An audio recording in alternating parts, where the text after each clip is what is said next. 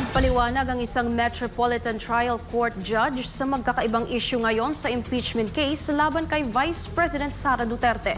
Si MJ Mondihar sa report.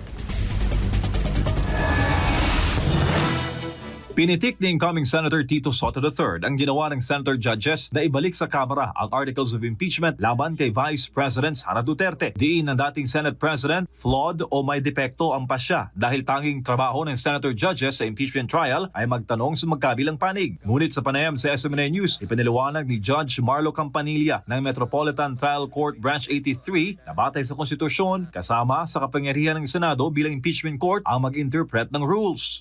Nakalagay sa Article 11 ng Constitution, the Senate shall have the sole power to try and decide on impeachment proceedings. So to try o trial, to decide. So yung power to decide includes the power to interpret.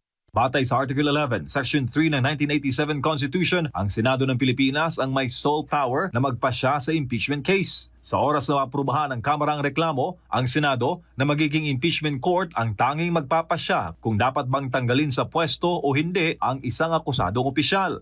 Pag binasa mo sa Constitution natin, Section 3 pa rin Article 11, yung Senate has the power to promulgate rules, no, to carry into effect the provision on impeachment. So in providing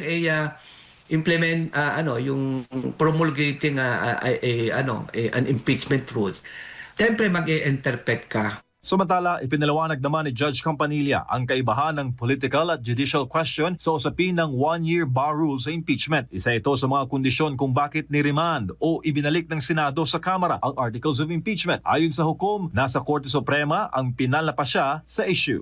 Pag political question, hindi pwedeng pakialaman ng Supreme Court yun.